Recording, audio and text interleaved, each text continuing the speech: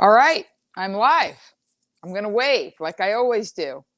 I was a little deer in headlights for a second because producer Stanton and I were having a very strong conversation right before we went on the air, and I could tell that he was, challenged. I don't want to. It's not my story to tell, as they say on Downton Abbey. But I'm gonna go out on a limb and say he was upset about something, and it's not the first time that I've talked to someone who's dear to me that's upset. This week, actually, it's probably about the fifth time, which is what's incredibly peculiar. When I was preparing for the show tonight, let's have true confessions first. And hi, San Francisco. I want to have true confessions. Here it is. Um, I had to take off my bra and put on a looser bra. I was wearing like a nice one with a wire. Hi, people are saying hi. I see the usual names. And so I'm wearing a bra with no wire and one of my looser dresses. And it's to my ankles and it's a knit. So telling you I'm wearing no underpants isn't going to make a big deal.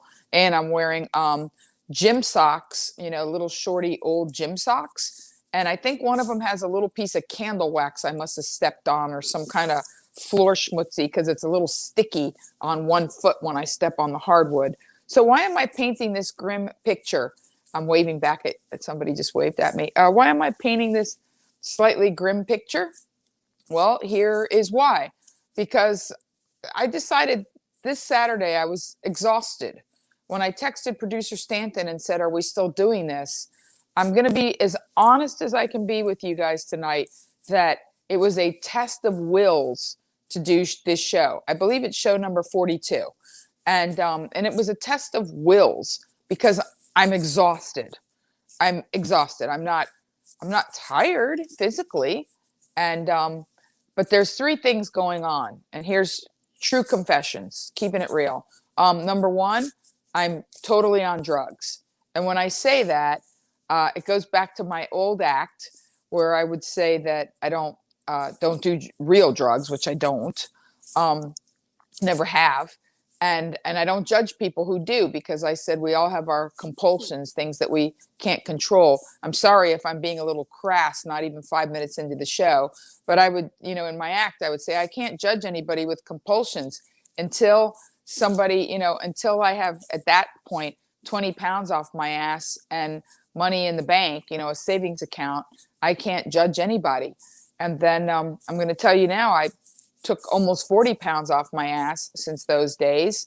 And I have a 401k, but I still can't judge anybody because what I said was, if I ever found a drug, a compulsion that I liked better than dick and malted milk balls, I would do it. And it was a bit that got a lot of laughs, and then it was on Sirius XM. I can break down my residuals. It's a track that gets a lot of laughs. And for years, men would show up at comedy clubs with malted milk balls, basically like letting me know, like, I'm a dude, so I already have one of the things that you like automatically. And actually, the joke was I can't stay away from bad dick and malted milk balls, meaning guys that were no good for me and malted milk balls. So yes, Whoppers.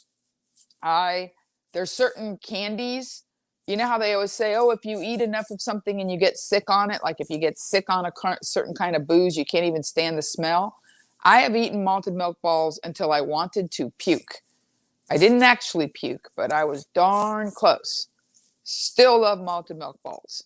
So one of my loyal 330 gang dear friends who does a radio show for my birthday sent me a pound of malted milk balls, like a big bag from Amazon. And here we are almost 6 months after my birthday. And those malted milk balls, first of all, I took a bunch to San Francisco and gave them to my nieces. But I have a stash. It's like people that keep a little camera case of weed. Remember a film? Remember when people actually, I had cousins. I never did it, but my bad babysitters always kept weed in 35 millimeter film canisters. I know I'm dating myself. But I had a little bag of malted milk balls in the back of my refrigerator where I couldn't see them. And because this week was just exhausting and just a lot, I decided to, treat myself. And instead of having a real dinner tonight, I ate 30 I mean, they're not the big ones, they're the little ones, but I counted them. It's like drugs. Like when you lay out a line, I ate 30 malted milk balls and I feel like crap. like I'm bloated. I've got a sugar rush. I had to take my bra off. Ugh. Like I can't even imagine doing real drugs if I feel this bad over 30 malted milk balls. Like, ugh. So, I'm painting a somewhat, I don't want to say grim picture, but what I'm saying is during COVID, or the pause for the cause, as I call it, whatever you want to, however you're saying this in your own mind, the pandemic, the lockdown, whatever. I went walking with a girlfriend on Monday, and every time I'd say COVID, she said, COVID-19, there's many kinds of COVID. I'm like, all right. And so to get back to the conversation, which is just an extension of my week with producer Stanton, it's just the way my week is gone. So there you have it. Whenever I was writing material, I would always say it's in rules of three. When I find myself having the same challenging conversation with three or more people, that's something I need to write a bit about or address, in case you're wondering how I get material. So here goes. I'm just going there. I don't care. And then we'll go back from last Saturday night till today. And I pulled stories, but we're keeping it real. So I got to be honest with you. I'm not attached to things in the way a lot of people are. I always say I'm the world's oldest Gen Zer because I'm connected to everything and attached to nothing. Like if people say, do you love, I love Bruce Springsteen. I love Oprah. Even Oprah, I run hot and cold, but I overall, I respect and admire Oprah. I adore Bruce Springsteen. Tom Jones, forget it. I think I don't have children because at some point I realized they weren't going to be Toms. What's the point? So, that being said, but I'm not deeply invested. I don't know why, but I've never been that kind of person who is passionate about anything and accept my purpose, being a comedian, being of service, being funny, honing my skills. My mother jokingly, when I was a child, used to tell me, you live your life like a 1940s movie star, because as a little girl, I was extremely private and I was very image conscious and I was kidney shy. Like as a little girl, I didn't like people around the bathroom door if I was tinkling or, as soon as I could figure out how to wash my own hair and get out of the bathtub and wrap myself in a towel, I didn't want help. I've always been an exceptionally private person, believe it or not, as open as I am in some ways. Even when I was, dirt poor, I would always try to get a 1-bedroom apartment with a bath and a half, like a little guest bath, which you usually get in older buildings, what they call a powder room. I've never wanted to share a bathroom with a man. I'm just that way. I always dress up, even when I'm home alone. I comb my hair. I put on makeup. I don't wear jeans. I own them. They seem like a good idea when I bought them. I can't tell you the last time I had a pair of blue jeans on. I don't remember. In high school, people would come up to me and say, are you like Pentecostal? I'd be like, no. Why do you ask? I go, because you always wear nice dresses to school. Not mini dresses. Like I wore dresses and proper pumps to school in the 80s. I didn't wear hoochie wear and padded shoulders. I've always been like this. Whatever you think I am, I have friends that have known me since I was very young who will tell you there was always something kind of old about me, vintage. I mean, I tried not to be matronly, but there has always been something, for lack of a better term, standoffish. People have thought I was, I don't want to say a snob, but call it standoffish. I mean, some people have said I'm a snob, I'm a bitch, I think I'm too good for things. I don't think I'm too good for anything. I'm just a phenomenally private person who lives in the world of my own manifestation and creation, of somewhat regretting how much of manners and civility, the fact that I was raised at the tail end of a time when discussing religion, sex, and politics in public was not done. I mean, on stage you do it, but in a private and I don't discuss religion and politics in my comedy act. And I talk relationship. I don't just delve right to, prurient sexual things. But I miss civility. I miss manners. I think one of the reasons I'm obsessed with Downton Abbey, or even back when I loved Mad Men, or even maybe this weird macho code of ethics of The Sopranos, is that I long for the day when there wasn't a big question mark of, do I or don't I open the door for her? I miss that a little bit. So moving forward in this conversation, I don't have these. I don't get upset when things get canceled, or I can't find Mad Men right now because it's no service has it. It was on Netflix. It's not on Netflix. I heard at some point that IMDb, like I didn't even know IMDb streamed content. I have the DVDs. At some point, if I want to watch it, I will, because it's not available to me on my screen. I don't even want to call it TV because it's a streaming service. Netflix is a streaming. It's not television per se. They made some movies last year, The Laundromat and El Camino, that went in movies that went on Netflix, Amazon Prime, pre-COVID. Pre-COVID, they were releasing stuff simultaneously on different platforms. So I, at this moment, if I want to watch Mad Men, have to watch my DVDs. Okay, fine. I can live with that because it's one of the few shows that I own the DVDs to. I own the DVDs to The Sopranos. I have every single episode. Okay, great, fine. But I didn't freak out and cry at the end of the episode. I was very sad when James Gandolfini died. On the other hand, I am blessed by being surrounded by incredibly passionate people of every stripe. And I've had a dear friendship with producer Stanton for years, and he is extremely invested in the heritage and legacy of the Star Wars brand as it was and as it's evolved.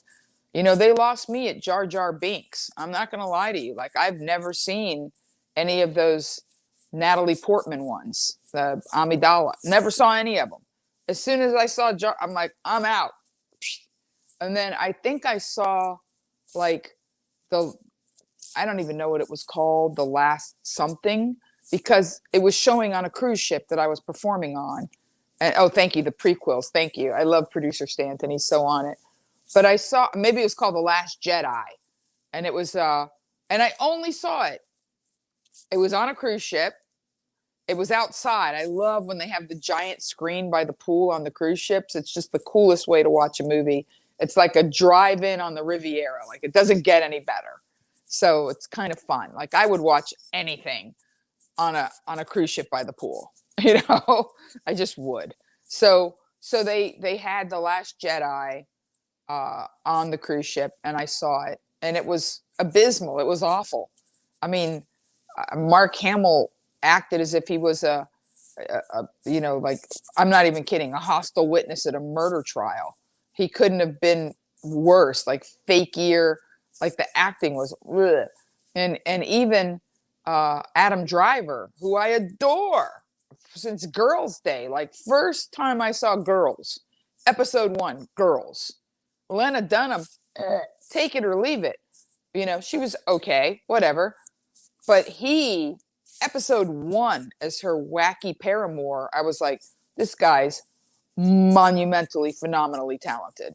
Like, I don't know what's next for him, but there's no question, if you watched Girls, he was, in my eyes, the breakout star. And he's an amazing talent. And I hope that he has a super bright future. I know he did some movie that was nominated for an Oscar, some marriage movie or whatever. I didn't watch it. I stay away from stuff that I think is going to be, like, not for me. I can tell when things are, not for me. There's a lot of things that people go, you should see. And in my head, I'm thinking I'm going to be polite and go like, hey, I'll give that a look-see, but I'm not going to watch it. In fact, I only saw The Notebook because, believe it or not, I dated a very bizarre man.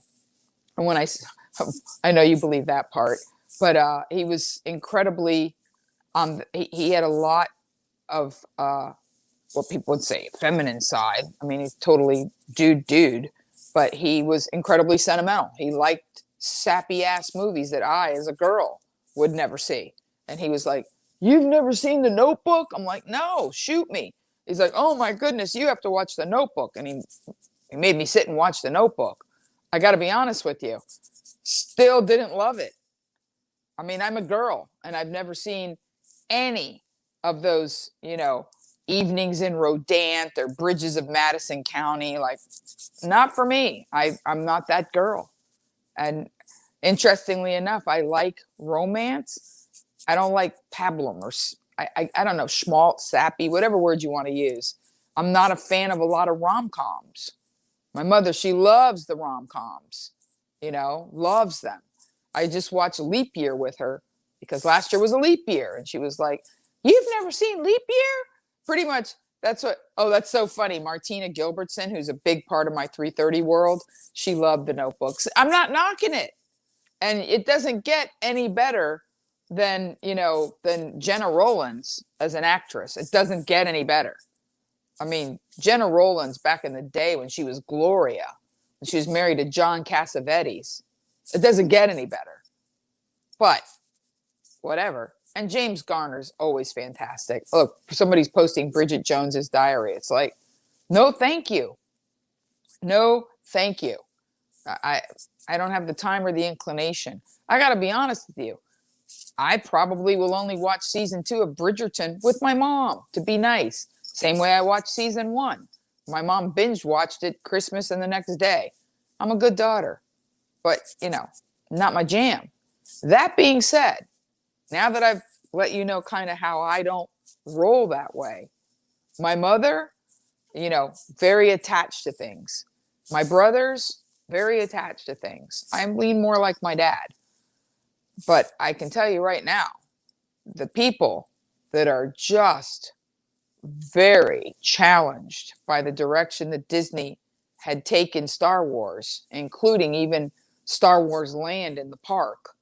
There's a lot of people that are irate, and they're vocal. Like, they've got entire boards and channels dedicated to upsettedness over the change, and I'm fine with that. That's the whole reason that I appreciate social media, the fandom menace. I love producer Stanton. Sound guy Tony's the same way. Oddly enough, I don't know that producer, and we've all hung out, we're all friends.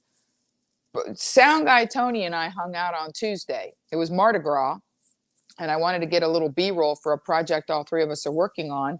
So we went to Disney because this is the official month where the annual passes are being slowly rolled out, maybe never to come back. I don't know about all that. I can't speak to it, but I do know I let mine lapse. But sound guy Tony was keeping his annual pass, and he had a good one because he has a little nephew. So he had the expensive annual pass with the free parking and the discounts. And so they sent him a notice and said, we're phasing it out and you get a 30% discount in the Disney store for the next X amount of time and blah, blah, blah. So I said, okay, let's go. Let's take advantage. We'll go on Mardi Gras to Brennan's Jazz Kitchen. It made perfect sense to be in Disney on Mardi Gras at a jazz kitchen. Nobody was like, it's Disney. Nobody's showing the beads. And and Mardi Gras in New Orleans was canceled. I had friends that were at Mardi Gras last year right before COVID, and I had friends that were at Jazz Fest right before lockdown. I mean, it's amazing to me, like how long so much of this has been going on. We're 11 months in, my friends. But let me not sidetrack. So Tuesday, I could tell that sound guy Tony had a bee in his bonnet. I said, what's the problem? You know, I can see you're very upset. Well, he was extremely upset that he and producer Stanton loved The Mandalorian. My whole family loves The Mandalorian. And you couldn't get more diametrically opposed people. Like, I've said it many times. I'm not going to reveal anything because it's none of your business. But that being said, I'm neutral in that I'm not invested. May the best idea win. May the best man win. It's a meritocracy to me. You know, I'm not invested in anything. I have voted for both parties over the years. And I was very heartened today to read a story that at 96 years old, Bob Dole was, and I can't even believe Bob Dole's 96, but he's 96. And he was diagnosed with stage 4 lung cancer. Now he's 96. So do I feel bad? Of course I feel bad. But he's 96. They said it's the hardest one to treat. Once you get to stage 4, I mean, I read the article, you're not likely to be cured or go into remission. It's probably terminal. At 96, I'm sure he's not ready to go. You're never ready to go. But I got to think it's better than 56 or even 76. And I was very heartened to hear that Joe Biden personally went to his house because he said, although we're very different people, I consider him a close personal friend. And I like that. I like that very much because that's how I roll. And we're going to talk about that in a minute. Monday, before we get back to Sound Guy Tony, I'm giving you the week here. Monday, I went for a walk. My 3:30 gang knows, with a very prominent Latina. Her name is Maria Conchita Alonso. She's an actress, and she's Venezuelan Cuban. She was, I think, Miss Venezuela many years ago. She's in her early, I'm not going to say her age, but it's easy to find. And she's a little older than me. Still beautiful, still lovely. She's an activist in many ways. And because she's, you know, like many people, fears things and is motivated by fear, and her fear of, you know, socialism or control, or, you know, as soon as we met on Larchmont, her big thing was, you know, she basically had a crocheted beaded mask that was no mask at all. You know, it was more like for show. And she's like, I don't believe in this. And, you know, she was adamantly, you know, anti-mask, not going to wear it. And I was like, do what you want. We're cool. But I walk around this neighborhood all the time. I know these people, and I'm not anti-mask at all. I'm very cautious. My mother's 78. She's had the first half of the vaccine, not the second half. And, you know, so I wore my mask. She didn't. We walked, we talked, and she was adamant about a lot of things. And she's not happy with a lot of things. Does that affect my friendship? No. Do I love her any less? No. Do I judge in any way that she's this vocal and adamant? And if somebody says something about, you know, could you put your mask on? And, you know, she'll put it on, and, you know, but clearly it's not something she wants to do. She's like, oh, if I have to go in, you know, to use the restroom, if I, you know, it's okay. Simmer down. So Tuesday, I'm with Sound Guy Tony, and I finally just said, you know, what is it? We're having a lovely time, but I could see you got a bee in your bonnet. Well, he's got a bone to pick with Disney because he was finally starting to love them again because of The Mandalorian. And my family adores The Mandalorian. And my family, I'm going to be honest, they live in San Francisco, and they're left of, we don't need no stinking badges. Like, they're very, you know, I mean, they're very left. And the reality is they get upset with me because A, I won't declare, and B, I won't agree. I just allow. That's all. I just allow. You know, I don't make people wrong. I don't feel the need to make anyone wrong or bad. That's, you know, judgment is mine, saith the Lord. And I live by that. How many people know that quote but don't live? I live by that. But here's what's really interesting. Evidently, they fired, I don't know the details because I'm not involved in that world, but they fired a woman who I think came from the fighting world. I believe she's a very buff, fighting kind of, you know, dude chick. Like you had a crush on her, Higo. I've seen pictures. She's quite lovely and very fit, maybe like China used to be back in the day. I know that back when I had my Cleopatra hair, people would say I yeah, very attractive girl. Beautiful, in fact. Lovely. And evidently, her political leanings are different than the overall culture in which she works. That's not terribly uncommon, you know? And here's what I know of the story. And I don't know a lot of things about, thank you, Stanton. I don't know a lot about the story except what Sound Guy Tony told me.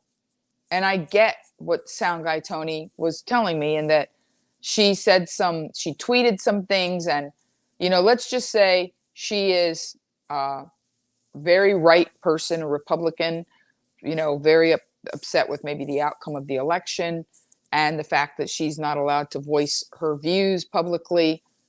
That being said, in all fairness to the world of entertainment and Disney specific, I'm going to tell you a little something about me that I'm grateful. I'm grateful that I'm a star, but I'm not a celebrity. And maybe God has protected me, or the universe, or something.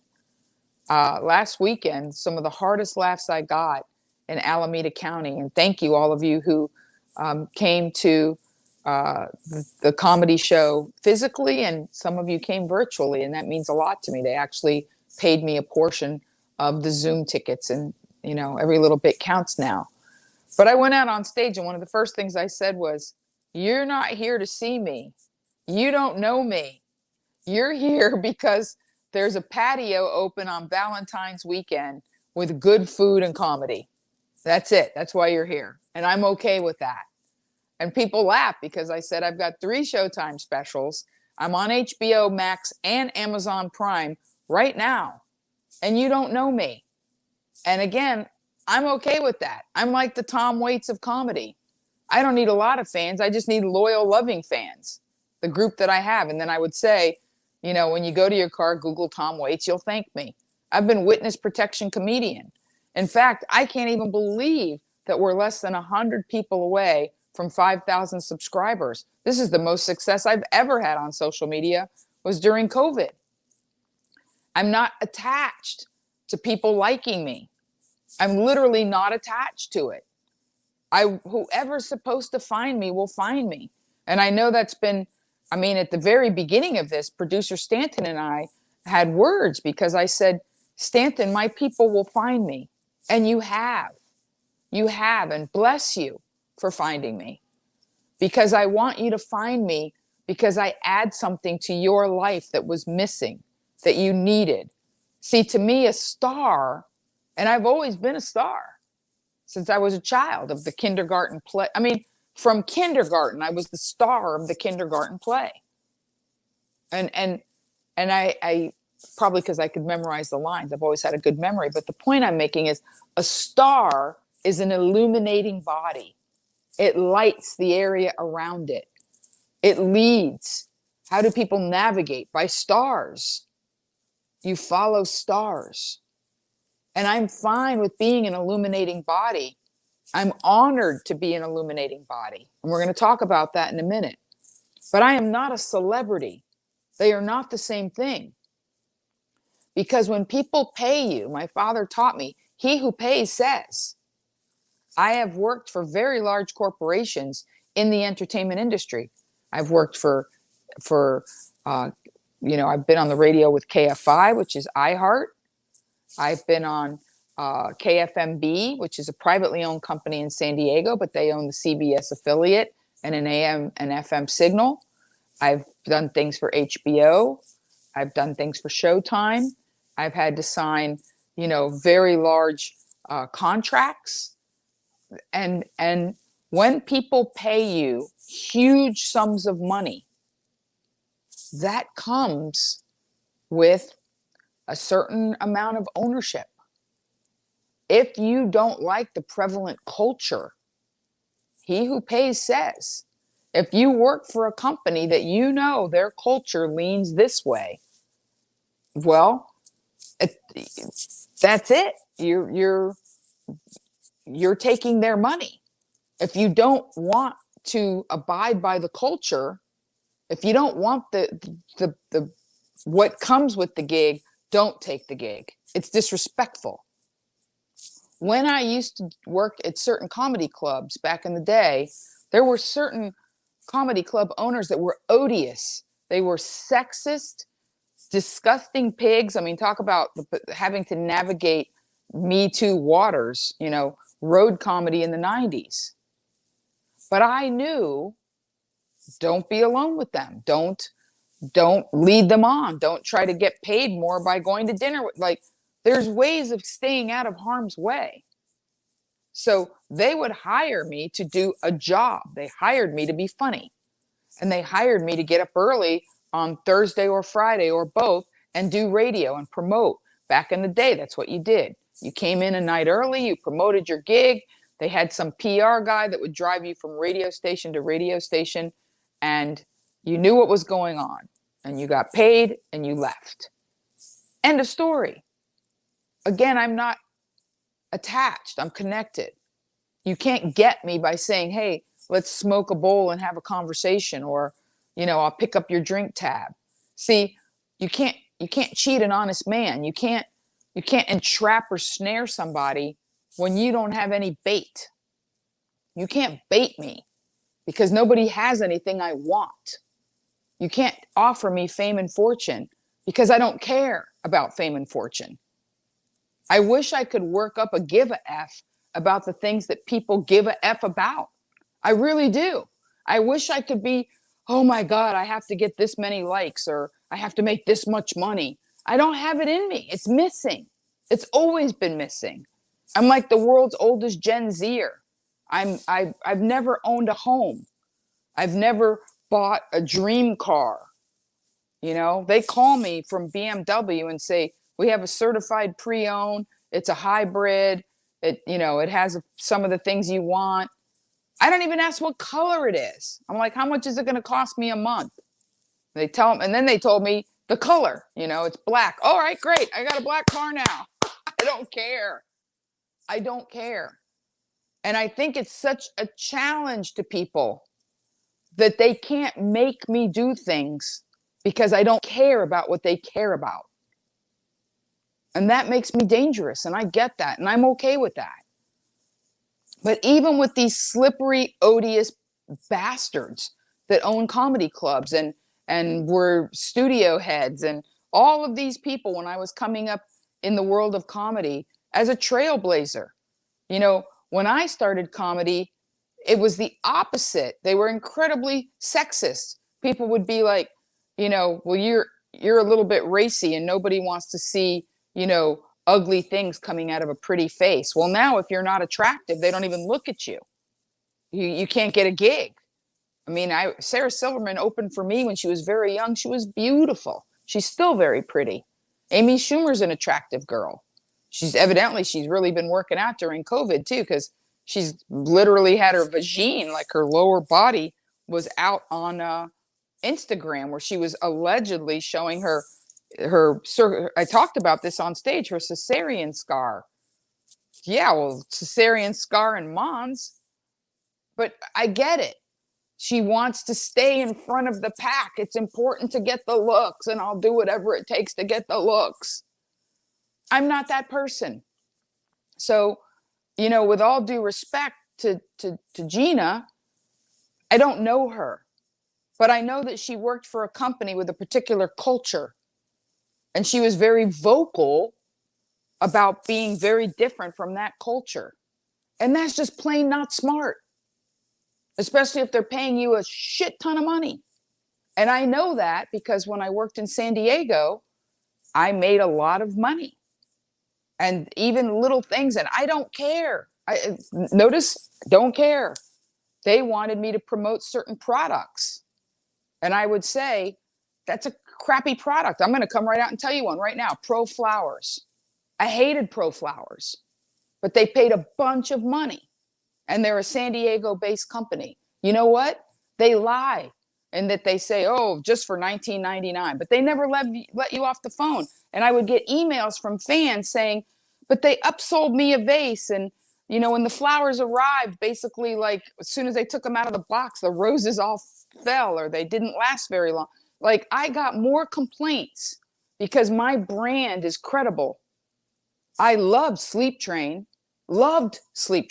great people, wonderful company, stood by their beds. And they told me, Monique, when you say you love your bed, we sell 25 beds, because that's me. That's my brand. Integrity, authenticity, honesty. I am your friend. Even if I don't know you, I'm your friend. I don't want to sell you something. You know why I have BMWs and BMW endorsements? Because as a road comic, I bought a BMW at a police auction. It probably belonged to a drug dealer. I got it cheap, and they told me they were good cars. Guess what? I drove an old BMW 88,000 miles. 88,000 miles, a 1993 328i 5 Series. And it was manual. It wasn't even automatic. And I liked it. I liked having a clutch. And you know what? All I changed on that car in 88,000 miles in 1 year as a road comic, I literally drove Miami to Canada, was one set of brakes, one set of tires, and oil changes. And even being in the remote backwoods of, you know, wherever, I carried Fram filters, Fram oil filters, and a particular type of synthetic oil that not every oil change place in America or Canada carried. So in the trunk of my Beamer, I had Fram oil filters and the proper synthetic oil just in case they didn't. But when people would say, oh, you're a broke ass comic and you drive a Beamer, I would be like, because as a woman, I can't afford to have my car break when I'm alone at night. So I've been driving BMW since 1997. I've had 5 or 6 of them. I've lost count. I've had 5 Series, 3 Series, X Series, and I love the car. I'm passionate about them. Now, if for whatever reasons I couldn't afford one anymore, couldn't have one, such is life. You know, such is life. But that being said, I didn't do the endorsements because of the, you know, to get the car. I had the car and got the endorsements because of a spec spot, what they call a free spot, to show them what I could do. So when you work for people that give you lots of money, don't even kid yourself that you're going to still do whatever you want, because that's just not how money works. It really, really isn't. So you have to ask yourself, and these are all rhetorical things, you know, what matters to you? In these 10 months of COVID lockdown, I call it being a master's in Monique. I've been alone, and I am alone, me and my dog, because I want to protect my mother. I see Tony. I haven't seen Stanton in months, but Stanton is part of my pod because I know he's careful. And I walk outdoors with people 6 feet apart. I have several girlfriends that I walk with. But usually I'm alone in Hancock Park. If people see me when I do the 3:30, I'm by myself 99.9% of the time. You know, this week's a little different because you guys now know I've landed a television pilot, and they're going to allow me to we're gonna do the live stream next week from a protected studio, you know, COVID studio, meaning protocols in place, in San Diego. That's a big green screen. So it'll be really fun. Next week's show will be fun because it'll be, you know, in front of a green screen in San Diego. But that being said, so whoever was on the 3:30 yesterday saw my co-hostess, who's a wonderful woman named Gloria Gold, and my producer, Fred Ashman, and I'm very excited about it. But this week's been a challenging week because emotional growth is harder than physical work. And I've really been wrapping my head around what I want next because things are starting to open up and I'm starting to get busy. I'm booking real gigs. I've booked, and I'm going to put the dates on my website. I have dates in Phoenix. I have dates in Colorado. I'm zeroing in on dates in Florida. I'm going to get to meet Hector. I'm going to Florida. I'll go to Ocala, and or at least close enough Orlando. But I'm, it's starting to come. Thank you, Debbie, for saying. I mean, celebrity doesn't matter to me. Being of service matters to me, which is why as soon as this happened, I decided to do the 3:30 and said, what can I do with what I have from where I am? I mean, that's literally what's the best I can do with what I have from where I am. How do you launch? How do you get, people have all these vision boards, but they don't even think about how to get to the vision. I know who I am. I know what I do. I'm funny, and I'm genuine, and I care. I deeply care. So to that end, even this week has been a completely peculiar week. And then on the one hand, I know that my 3 specials are on Amazon Prime and they're doing very well. And I see Tiffany Haddish, who I know, who I've worked with, who I've seen for years. And she's now on the cover of the Saks Spring Lookbook. Like, she's a model. She's worked out. She's dating Common, an award-nominated actor and musician. And I mean, she is, for lack of a better term, an A-lister. She's up there with the people that, go to the Oscars, and even if she's not nominated. And, so the upshot is I have this girl that I've known, that I've worked with for many years, Tiffany Haddish, and she's here. And then this week, and I'm going to say his name, Chris Shaw, Kris Shaw. He's one of my Facebook friends on my personal page, but you can look him up, is an African-American comedian who I worked with many, many years ago, but we remain friends. We care about, we're friends. And he posted on Facebook sort of a, see you bye, mic drop, where hopefully it was a cry for help, but he basically said, like, I can't do this. I can't do this. And he got, tons of messages. Somebody made a phone call. The police broke in his house. They saved him. He's in a psych ward. And the comedian community has just, you're loved. It's been the outpouring towards him has been overwhelming, but he's on lockdown. He's in a psych ward. So it's lockdown within lockdown, and he's going to therapy. And so I took the time to write him a little message, and I talked about him today on my 3:30. And he responded and said, at Monique Marvez, for someone at your level to take the time to check in with me more than once. And I was like, wait a minute. I don't get that at your, we are friends. You are a human. I care deeply about you, and I've asked anybody who cares about me to pay it forward and give you love. And I saw some of the names of the people, and they were part of the 3:30 group. But that's what I'm about. I'm about uplifting, community building entertainment. If you ask me, Monique, what do you want to do with your life? I know, because it's like, you got to pitch God the movie before he can green light it. And I've always known I was ahead of my time. I didn't understand social media, the mechanics of it, but you don't have to know how a toaster works to know you like brown bread. What can I do? What do I do? I like to create uplifting, community building content for multi-platform distribution. I've wanted to do that since before I even really kind of knew what it meant. Back in the day when I would play comedy clubs in the 90s, I would actually put down cards for people to fill out their addresses, index cards, old school, and I'd copy them into a master notebook.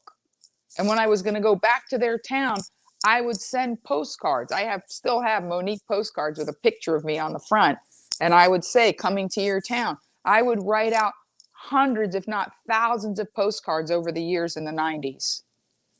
And invite people personally to my performances before the internet. Because I knew that I had certain big fans and big chunks of fans in Louisville, Kentucky, in Indianapolis, in different towns in Florida. I had sort of hubs where I'd really established myself with people. And those, well, I want to go to Seattle, Richard. I love Seattle. I've done the Comedy Underground. But going full circle, Stanton was saying you're not allowed to be neutral. No, that's not entirely true. You're allowed to the degree that you allow. I allow all of my friends of every stripe, of every passion, of every challenge to be them, because I'm certain that my love and respect for them transcends any small differences in ideology, in the smallest of differences, because to me these are very small things. If you believe in kindness, if you believe in compassion, if you believe in art for art's sake, or beauty for beauty's sake, or creativity for creativity's sake, that we're going to have plenty to talk about. After the show, in case you guys didn't know this, producer Stanton and I talk probably 35 to 40 minutes after every show. We just keep talking. It's like Oprah's After the Show, except it's not an after the show. It's not the show. It's two friends having a postmortem. And to that end, it is very challenging for my friends, because they very much want to know that I uphold their specific beliefs and ideology. And what I wanted them to come away with is, I support you. Your specifics and ideology are a part of you. So we don't have to agree for you to feel supported. Is what I told my friend Chris Shaw. You are supported and loved. Relax into the net of help. Allow people to help you and love you. Allow. It's so hard for some people. It is not hard for me. If I owned a production company and Gina worked for me, she could say whatever she wants and not get fired. She absolutely could, because I wouldn't have hired her for her ideology. I would have hired her for her talent. I would have hired her for her moxie, or her brains, or her beauty, or her acting. I can't speak to any of them because I don't have firsthand knowledge, but she clearly has a strong fan base. So yes, in Monique world, the culture is inclusion, acceptance, allowing, kindness, support, art for art's sake, creativity because we need it. I'm thrilled to be busy again, but I'm facing a lot of challenges. I have a lot of things coming at me at once, because it's not creative in any way I've ever been creative before. I'm performing in new ways. I did 2 comedy Zoom shows this week. We laid out sort of the beats for this show we're shooting, because even the man on the street bit can't be a man on the street bit or a woman on the street bit. It has to be this mocked up thing on green screen that we can figure out. And I'm wrapping my head around how to use my skill sets, and I figured it out. I'm not going to tell you what I did. I'll tell you next week, next Saturday night. But I figured out, because funny is still funny. And it's just new modalities of using my skill sets. So it's so weird to see this extreme of, like, Tiffany is on the cover of the Saks catalog and dating Common, and she did this 30-day fitness challenge that she endorsed some company and got fit and lost weight, and she's an influencer, and she's got tons of people looking at her, and people care what color Cardi B's nails are, and how cute Amy Schumer's cesarean section scar is. And I don't paint my nails because I have a little garden on my balcony, and I don't care to talk to you about trivial things. And even when I talk to you about things that are about me, they're really not about me specifically. I can only use examples from inside my own world. I did come across a story of the stories that I pulled that clearly with 9 minutes left, I'm not going to get to, but we're going to go over because it is 11 o'clock when the show starts on the East Coast. And I know that because when I did radio for KFI, my show started at 8 o'clock. And there was a wonderful man named Stuart Elliott who came from radio from Miami, from Y100. And Stuart was ill. And he would, every Saturday night, he would tweet, you know, my Saturday night date, my girlfriend, I'm listening to KFI online on the iHeart app. Like, he was so wonderful. And Stuart has since died. He didn't die of COVID, and he died before COVID. He died of cancer. But I remember watching Stuart get sicker and sicker. And May of 2019, I did a gig in Miami, and it was the last time I saw Stuart. And I think I pretty much took the gig to see Stuart. And it wasn't good. And so I knew that it was 11 o'clock there, and he would stay up, just like the 3:30 is 11:30 in England. And I have David Jonas from the UK who checks in every day, unless he has to get up early the next day at 11:30. So right now it is 11:52:39:40 in Ocala.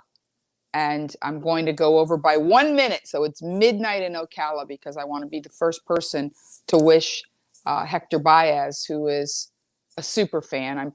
I can't get fired from anything because nobody's hired me. The culture I work under is the culture of Monique. And if producer Stanton had a beef with me and he told me, I would respect it. But he can't fire me. He can just tell me, I don't care for that. And I would hear him out because I love and respect him. So, you know, I'm unfireable, which is a kind of a nice position, although I'm not famous and I don't have a shit ton of money, but I'm okay with that too. I'm blessed. I'm blessed beyond measure, and I don't ever miss an opportunity to thank you, because you guys are the reason that I'm blessed without measure. And that even though it's been a challenging week of a lot of growth and a lot of stuff coming at me, to where I had to take drugs and have malted milk balls for dinner, because my libido is a little bit like indoor dining in LA. Like, I'd very much like to have sex, but there's really just no possibility or option for it right now. So I'll just have to deal with the patio. You guys can enjoy your own analogies, whatever that means. But yeah, I mean, I don't, last Sunday was Valentine's, and I didn't have a prospect, you know, I don't have an official Valentine. I have many Valentines, and I feel very loved, no doubt. But it's the first time in many, many years where I didn't even have a hint of a prospect, of a shadow of a maybe I'm dating this person. And again, I'm okay with that, because it's almost when you have like a computer, or an old, when I had a BlackBerry and they'd have to do a hard reset on it, and they'd like, you're going to lose everything. And this was before the cloud. But that was what we had to do, you know. That's so funny. One of my beautiful 330s, Monica, who is in Louisiana. And by the way, another good sign is that the Republican governor of Texas thanked the Democrat president, whether you believe in it or not, of the United States for doing, you know, declaring it a disaster area, releasing funds. See, these are the kind of stories that interest me, is bridges. It's allowing. It's, as we say in Spanish, lo que es de César de César. Because as I was gathering stories, talk about the culture of Disney, these Disney kids, you know, Zac Efron, I don't know how many times he's been in rehab, and Selena Gomez has, you know, issues. And Demi Lovato admits that she has brain damage after suffering 3 mini strokes and a heart attack following her overdose. Now, again, we've all seen firsthand these wonderfully, beautifully talented people, but it's a mismatch. If what you're doing creates so much pressure and stress on you that you can't deal with it without drugs and alcohol, and again, I've already confessed to the 30 malted milk balls, and I don't even have a boss. That's just me, like, wrapping my head around what's next. You know, I've had a lot of growth. I've had a lot of time alone. Like I say, I've been getting a master's in Monique, and I'm okay with what's next, because you know what? Based on what's been and how many times I've pivoted and shifted. I went from road comic to radio. When I started radio, I knew nothing. Like literally my co-host board op would point and go like, talk. Like I still don't know how to run a board. Like if I was left alone in the studio, I know how to turn up the volume, but I know how to create uplifting, community building content. So people keep giving me jobs. You know, I enjoyed KFI and I enjoyed KFMB, and I've enjoyed everything I've done, or I wouldn't do it, because I don't need the money, because I don't have children and I don't have a mortgage and I'm not attached and I don't owe anybody anything. I thank you for the currency. Tom Adams gets it. I'm about energy. I'm about a life well lived. If something happened, if I froze in my bed like that 11-year-old boy in Texas, and by the way, I don't think that's the end of the story. I think we're going to hear more about that. But if tonight I froze in my bed, I would get to wherever I'm going, and I would thank whoever shows up there for what I believe to be a life well lived, even if I have lived it in a peculiar way, like a 1940s movie star. Okay. All right. I can live with that. I'm a big believer that familiarity and romance cannot mutually coexist. I'm not saying comfort, ease, and intimacy. These are very important parts of my life. I have very intimate relationships with the people in my life because I don't have a lot of people in my life. So the people that are in my life, I genuinely love. We are genuinely friends. You know, even my entertainment attorney, I tell him, you're not my attorney. You're my friend who went to law school, you know? But I love intimacy and closeness, but familiarity, you know, those couples that they just do their thing, like the woman's in the shower and the dude's on the toilet, or somebody's shaving and somebody like, no, I don't want any part of that. I'm not interested in that. I like a little mystery. I like a little glamour. Maybe that's why I like Downton Abbey. That's a bit extreme, but you get the point. Some secrets and mystery, I believe, extend your runway. I have not given up. I have not given up the ghost. I believe that on the other side of all of this, I'm going to have a whole nother thing. I would love to Betty White this bitch. I would love to Maggie Smith it. I would love to start, you know, just like I did radio, and then I wrote scripts, and then I did comedy specials, and now I would love to maybe morph into, you know, more TV and movies. And, you know, I watch Maggie Smith and everything she does, the exotic marigold, the this, the that. She just crushes it. She just crushes it. What a great way to go out, having more fun at the end than I don't want my life to be front loaded. I don't want to be like these influencers or social media stars, which to me is the new version of the sitcom kids from or even the Disney kids, who are all troubled. I mean, we all know how Dana Plato and Gary Coleman and, you know, Danny Bonaducci, who's still alive, God bless him. But they chase that fame dragon. You want it, you want it, you want it, you want it. You can't miss what you never had. I don't care. I don't miss what I didn't have, because I've always been a happy, illuminating body. Since I was a child, I would walk in a room and start the party and start dancing.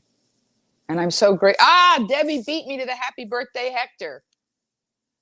But you get I hope that I've made not just sense tonight, but I've maybe given you something that you could hold on to. That there's a big difference between being, you know, I'm not indifferent. Being neutral doesn't make you indifferent. I'm not indifferent. I'm very passionate. And I'm very connected. I really am. I'm just not attached. And I don't care if you agree with me. I'm still going to love you. You're going to have to do a lot more than vote for somebody or tweet something to get me to not love you. It's really going to take a lot more than that. And I'm so grateful that that this wasn't a show where I did, you know, news stories, other than in passing. I just grazed them. But next week we'll be on the green screen, and I pulled a bunch of stuff, and we're all wishing Hector a happy birthday. But how can you be upset in a world? This is what I'll leave you with, other than so many things being rescued. A special needs puppy. There's literally a pit bull puppy with spina bifida who's incontinent, whose favorite thing to do is wriggle around and eat peanut butter treats. And he was adopted, and he has club feet, so he can't walk long distances. And this beautiful puppy, and I'm going to show you a picture of him because he's so happy now.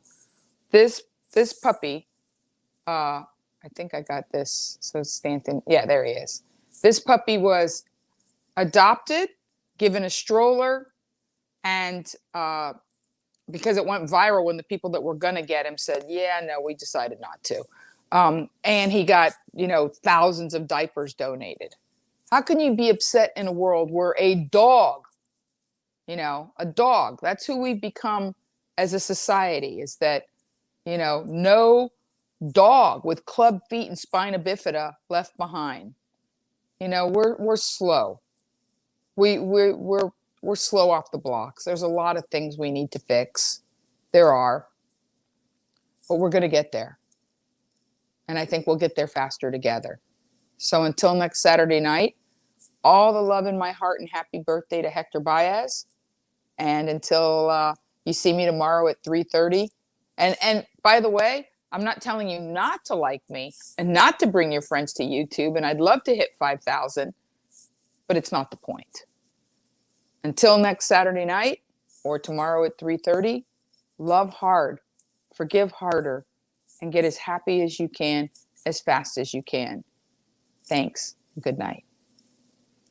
Ram चाहे लीला चाहे राम, इन दोनों के लाभ में दुनिया का क्या